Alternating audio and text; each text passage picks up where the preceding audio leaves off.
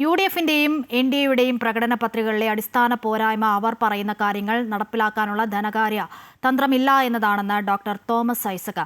അടുത്ത 10 വർഷത്തിനുള്ളിൽ കേരളത്തിലെ കടബാധ്യത ഇല്ലാതാക്കുമെന്ന NDAയുടെ പ്രകടന പത്രികയിലെ ധനകാഴ്ചപ്പാടിലെ ശുദ്ധ അസംബന്ധമാണ് ഇതുകൊണ്ട് പുറത്തുവരുന്നത്. ഇന്ത്യ സർക്കാരിന്റെ കടബാധ്യത 200 ലക്ഷം കോടിയാണ്. സർക്കാരിന്റെ ചിലവ് 1/3 കുറയ്ക്കുമെന്നതും 2500 രൂപ ഓരോ കുടുംബത്തിനും നൽകുമെന്നതും പരസ്പര വിരുദ്ധമായ കാര്യങ്ങളാണ്. UDF പ്രകടന പത്രികയിൽ വാഗ്ദാനം ചെയ്യുന്ന 25 ലക്ഷം രൂപയുടെ ആരോഗ്യ ഇൻഷുറൻസ് പദ്ധതി കോർപ്പറേറ്റ് ആശുപത്രികളെ സഹായിക്കാനുള്ള പദ്ധതിയാണെന്നും തോമസ് ഐസക് കോട്ടയത്ത് പറഞ്ഞു.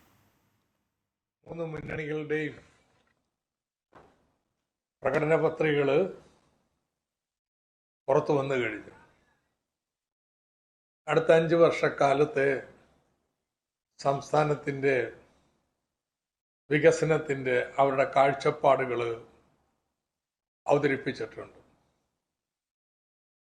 ഇതിൽ UDFിൻ്റെയും BJPയുടെയും NDAയുടെയും പ്രകടന പത്രികകളുടെ അടിസ്ഥാന പോരായ്മ അച്ചിലസ്ഹീൽ അവർ പറയുന്ന കാര്യങ്ങൾ നടപ്പാക്കാനുള്ള ധനകാര്യ തന്ത്രമില്ല എന്നുള്ളതാണ്.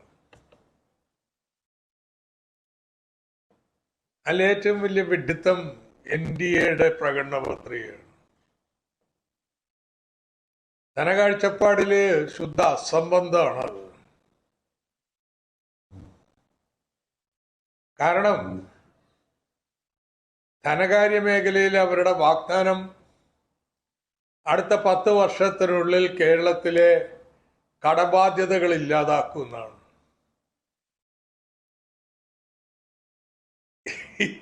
ലോകത്ത് എവിടെയെങ്കിലും ഏതെങ്കിലും രാജ്യം കടബാധ്യതയില്ലാത്തതുണ്ടോ?